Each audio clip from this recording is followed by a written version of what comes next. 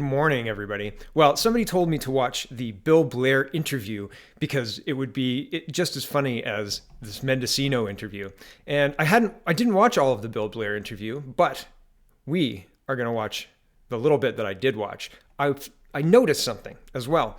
We're going to watch Evan ask Mendocino here a question, and I want you to pay attention to how he answers it because it's exactly the same way Bill Blair answers a question from Evan the next day or in the other interview. So pay attention to this. This is important. This is how the Liberals are not answering questions. This is the plan, and it's on full display if you're paying close enough attention, okay? Listen to these questions and the answers, and I'll explain what's happening after we listen to it. Here we go.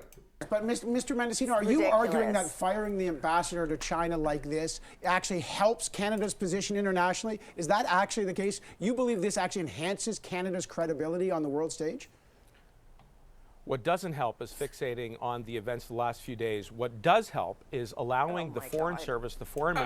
Right? Okay, so the question was, are you saying this gives us credibility on the world stage? And Evan says, Mendocino says, I'm not going to answer that question, but I'm going to rephrase it. What doesn't help is fixating on what the ambassador improperly did. And he's admitted a few times in the interview that the ambassador was improper, but as soon as he admitted it, he moved on to attack the Conservatives every single time.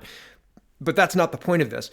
In this instance, he doesn't want to answer the question, so he takes the question, rephrases it, and then goes off on a minute-long talking point to eat up the airtime. Watch this. Watch this. See if you can pick it out.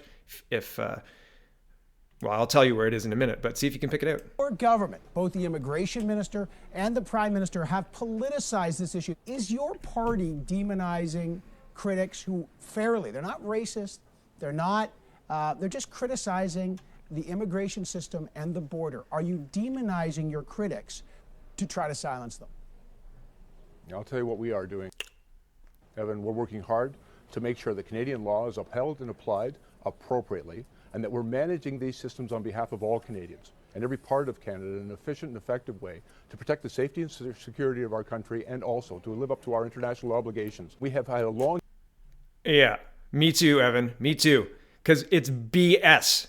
It's BS. It's absolute garbage. It is the way to sneak out of answering a question is to rephrase the question and then launch into your talking point. It is dismissive. It's gaslighting. It's like, hey, what's that lipstick on your collar there? What are you talking about? How come dinner wasn't ready when I got home? Dinner's never ready. You never make dinner on time. Blah, blah, blah, blah, blah. Gaslighting, gaslighting, gaslighting. That's what this government does. It's incredible. It is absolutely... To watch this in real time and to have the cognitive dissonance of people who are not awake, people who watch this and believe that Bill Blair is accurately and reflecting what the government is doing rather than trying to dodge questions. Talking to those people must be like talking to people who are fully indoctrinated into the cult.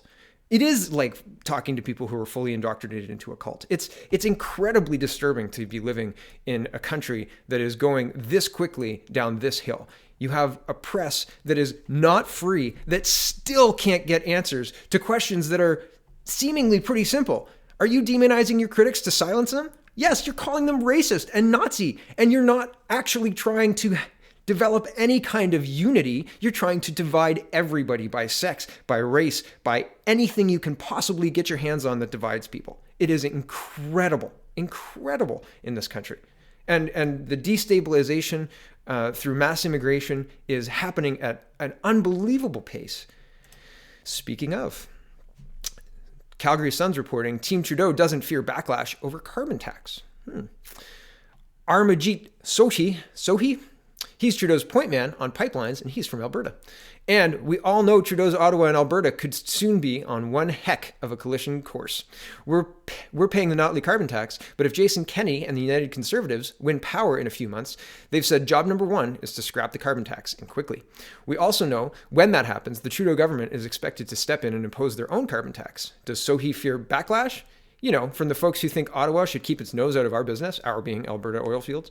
Apparently, Sohi fears not. In fact, he talks up the Trudeau carbon tax the feds would impose. Quote, every penny collected in each province is returned in a climate exchange rebate. says the Minister of Natural Resources. So he says, if your costs go up by $400 because of the carbon tax, you will get back much more than $400, and everybody gets the dough no matter how much money they make. You get more than you spend, he says. Wow. Wasn't it the climate minister who tweeted out, don't believe politicians who tell you that climate change is free or something to that effect? Or I'm not sure how they're taking a tax and then giving it more back to people, because somebody's paying for them. Here's Ahmed Hussen's volunteers knocking on doors, presented without comment. Diversity in action. Okay, I commented, right? Diversity, hashtag diversity. What's your strength again? What's our strength? And the last story today, Doug Ford met with Jordan Peterson. Appointment calendar reveals. I like that this is news. I thought it was hilarious. And I like Jordan Peterson quite a lot, and people have told me a whole bunch of things about him. I've looked into them. I still like him. This was updated 4 hours ago, and they talk about freedom of information requests. I'm not going to go through this article. I think it's enough to note that these two met, and the meat of the meeting was the Human Rights Tribunal, Human Rights Commission in Ontario. And Jordan Peterson saying it's one of the most dangerous organizations in Canada. And I would agree with him. It's a quasi court that has the power to fine people, but not, and for serious things too, for like sexual assault. And people are using it to take other people to human rights tribunals. And well, there's a whole lot wrong with it. I should probably do a whole video on what's wrong with the human rights tribunals, but it's enough at this point to know that that's Peterson's position. He tweeted at Premier Ford. He said, quote, "The faster the Ontario Human Rights Commission is abolished, the better at Ford Nation. There isn't a more dangerous organization in Canada, with the possible exception of the Ontario Institute for Studies and Education." And so that prompted the meeting and the freedom of information request. So the meeting happened in October. Interesting stuff. And I agree with Peterson's position on this. The Human Rights Commission and all of the quasi-courts that we've built up to usurp our justice system should be completely quashed, and all of the resources should be redoubled and put into our traditional court systems, because that's the only, if we're talking about rule of law and a rule of law country, and I hate using the liberal talking points because it feels like you're chasing them all the time. They make up new words and you're chasing them, and they look like this. And re-election? Oh, I don't think so, Mr. Mendocino. But it's interesting when things like that start getting built, because you can look through history books and see the precursors to what happened in Nazi Germany. And it looks an awful lot like Ontario in 2019, 2018. It's incredibly scary. So eyes open, everybody. Pay attention, because this stuff is happening, regardless of whether you, quote, pay attention to politics or not. They are banking on the fact that you don't. That's the problem. Thanks for watching, everybody. Check out the peoplespartyofcanada.ca. Maxime Bernier might be somebody you might be interested in running the country, but maybe not. You should go read the platform to find out. Thanks for watching. Have a great day.